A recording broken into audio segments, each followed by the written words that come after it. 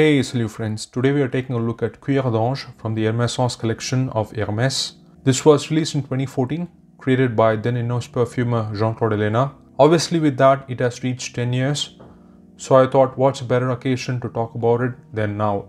I've spoken about Hermès quite a few times on the channel, really like their style, the themes, the equestrian influences, the heritage, the overarching DNA and just the effortlessness and consistency of their fragrances. For the most part, they stick to their traditional roots and don't follow trends or create juvenile fragrances.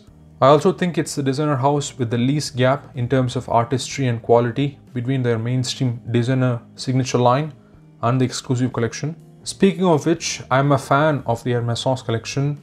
It did take me more time to understand them compared to Dior Collection Privé, Tom Ford Private Blend and the Chanel exclusives. But with time, I have fully embraced the collection. Their initial releases were really interlinked with what we consider as the style of Jean Claude Ellena now. In hindsight, the collection has become one of the faces of his style. It really is a demonstration of this minimalist, aloof, transparent, watercolor-like sense, influenced by nature, literature, music, and the traditions of the house. Vetiver Tonka, Osman Yunan, and Santal Moseya being some of my favorites from the collection. I'm also a fan of Jean Claude Ellena and his style, particularly the DNA he has established as the theme of Hermès, more so with the Hermessence. It is definitely not for everybody. I have seen claims that it is overrated, too minimalistic, expensive, snobby and don't perform well. I can totally understand that, which is why this collection is probably the least popular among the big 4 or 5 designer houses. They are also the only ones still in eau de toilette concentration, which is speculated to change soon with the release of Eau d'Alezan as Eau de Parfum. I'm also a fan of leather perfumes, part of my Triple Crown Accords along with Iris and Sandalwood. When I saw leather, that took Cuir, I was intrigued, but then also tried to avoid any sort of expectations, because when it comes to leather, there have been a lot of modern interpretations with the uptick of new niche houses. There are fruity leathers, mineral leathers and gourmand leathers now, for God's sake. Even a decade ago, the varieties were rather less. Tuscan leather by Tom Ford was sort of positioned as this next leap as far as leather scents go. Coming to Cuir d'Ange, how does it smell? I was not expecting Hermès to do a traditional leather based on my observations of this collection. By that I mean a take on Cuir de Russie, Peau d'Espagne or scents like Knizetten or Bandi. Also not going in the route of Castoreum, Birch Tar, Heavy IBQ Accord, Patchouli, Moss, Chypre. You know, that rough, smoky, animalic, rugged, masculine, punchy leather. And they did not disappoint. This is an original leather accord, complemented by florals like an Hermès handbag or gloves. That has not been done in this particular style before. It is also an abstract scent with a restrained approach, so limited notes. This is not a scent that one can break down easily. I am still gonna try here. This one opens musky, airy and fresh. No traditional citruses on the top. I get this hawthorn accord, peppery, nutty, earthy, somewhat prickly floral smell, which is there for about 5 minutes. Then on, everything is about the leather. All the other notes are really working toward complementing, contrasting and highlighting that central leather accord. You can also immediately recognize the Hermessence DNA.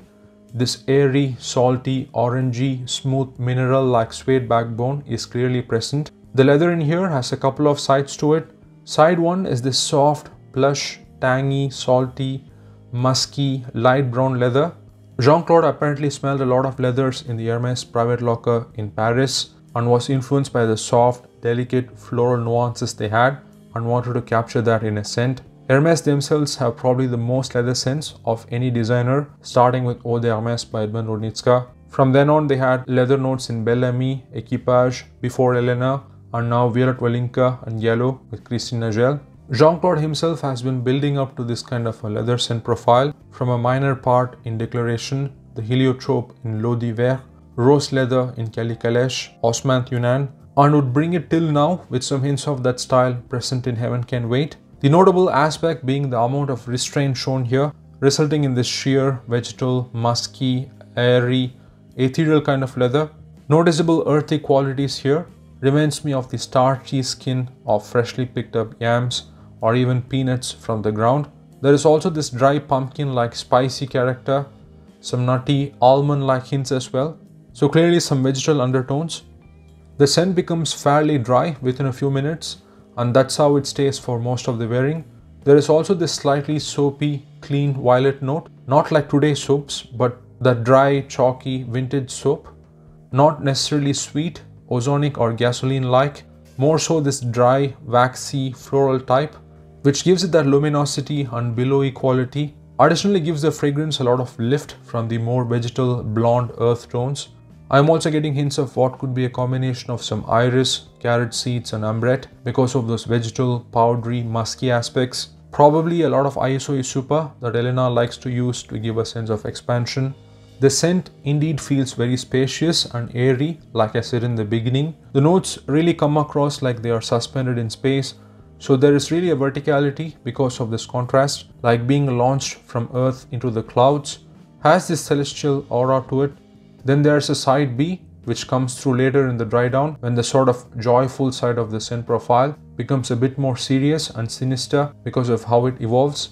Again, the scent is closely blended. Everything here is pushing the central leather theme. My speculation is that the darker side is because of the narcissus, which usually has this humanistic, heady, opulent hay/tobacco profile with some dry peach-like hints here. It creates these small furs over the leather-like texture, almost like you can touch it.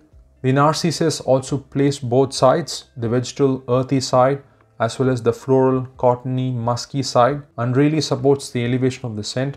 As we go through the far dry down, the starchy tuber-like leather accord is still the dominant note. It does not change drastically, but there is still some shuffling between the elements. I am also picking up what could be some cashmere, which sort of gives the impression of softness, thinness, and the folding of the leather. Eventually the leather just keeps getting drier and lighter with the remnants of the florals and musks till the end of the wearing.